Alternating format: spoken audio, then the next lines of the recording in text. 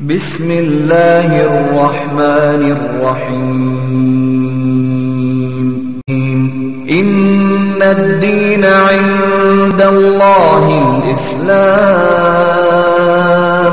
Wa ma ikhtalafa alladhina utul kitaba illa min ba'di ma ja'ahumul 'ilmu baghyan bainahum. وَمَنْ يَكْفُرْ بِآيَاتِ اللَّهِ فَإِنَّ اللَّهَ سَرِيعُ الْحِسَابِ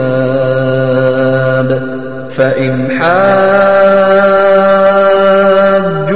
فَقُلْ أَسْلَمْتُ وَجْهِيَ لِلَّهِ وَمَنِ اتَّبَعَنِ وَقُلْ لِلَّذِينَ أُوتُوا الْكِتَابَ وَالْأُمِّيِّينَ أَأَسْلَمْتُمْ فَإِنْ أَسْلَمُوا فَقَدِ اهْتَدَوْا وَإِنْ تَوَلَّوْا فَإِنَّمَا عَلَيْكَ الْبَلَاغُ وَاللَّهُ بَصِيرٌ بِالْعِبَادِ. 7 tahun. Sab'a sanawat Syekhna. Selama 7 tahun. Sehingga diceritakan dalam hadis tersebut, sampai saking amannya yang namanya domba-domba itu oleh penggembala digembalakan, ya kan, di antara singa atau macan. Antum lihat singa dan macan bagaimana? Oh, ini kan makanannya, dengan aman dan tidak disentuh. Anak kecil bermain ular, ya kan, pada hari akhir ini, dan ular tersebut tidak mematok anak kecil tersebut.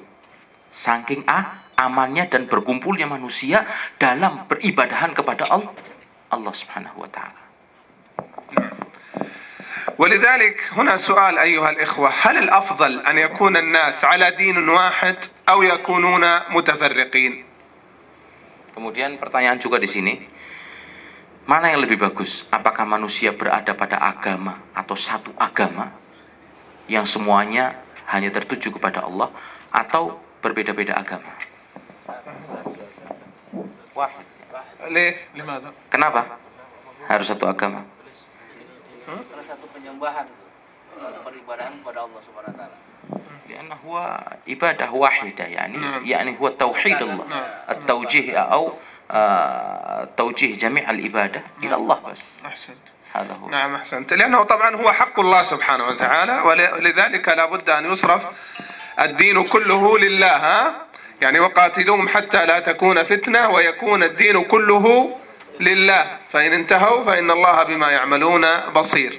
ولأن الناس إذا اختلفوا في أديانهم يعني تفرقوا وتقاتلوا، ولا تكونوا كالذين تفرقوا واختلفوا من بعد ما جاءهم البينات. فالدين يجمع الناس على كلمة واحدة، وهذا هو الأمان والسلام الذي هو ضد الإرهاب. نعم. Jadi yang bagus itu adalah semuanya berada pada agama yang satu, yang persembahannya itu hanya diperuntukkan kepada Allah Subhanahu wa ta'ala. Karena apabila manusia berada pada agama yang satu, insya Allah tidak mungkin akan ada perpecahan dan tidak akan ada peperangan.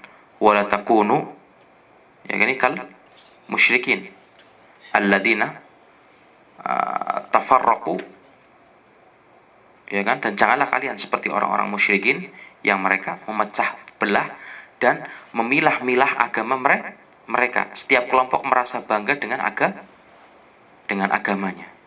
Dan ketika semua ketaatan peribadan dan agama ini tertuju hanya kepada Allah dan penyembahannya kepada Allah, tidak mungkin akan terjadi perpecahan dan peperangan. Itulah yang diinginkan oleh Islam.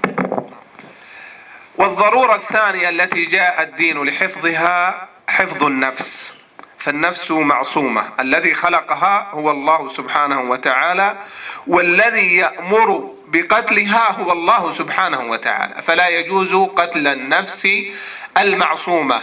ولذلك فمن أحياها فكأنما أحيا الناس جميعا، ومن قتلها فكأنما قتل الناس جميعا. نعم. Jadi darurat kedua yang Islam diutus ke dunia ini dengan misi tersebut adalah untuk menjaga jiwa, di mana yang namanya jiwa ini tidak boleh sembarangan ditumpahkan darahnya, kecuali yang ada perintah dari Allah Subhanahu wa Ta'ala untuk menumpahkan darah tersebut. Jadi permasalahan penumpahan darah, iya kan,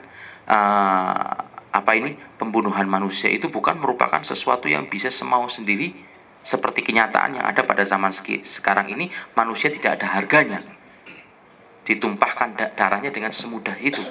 Tapi ini adalah merupakan perkara, ya kan, yang ketentuannya datangnya dari Allah Subhanahu wa Ta'ala. Siapa yang berhak untuk ditumpahkan darahnya? Jelasnya karena ada sebab-sebab yang syar'i, ya gitu loh. Makanya dikatakan, ya kan, dalam hadis tadi, barang siapa menghidupkan manusia, maka dia seperti menghidupkan seorang, seperti menghidupkan seluruh manusia. Dan barang siapa membunuh seseorang, dia seperti membunuh seluruh manusia.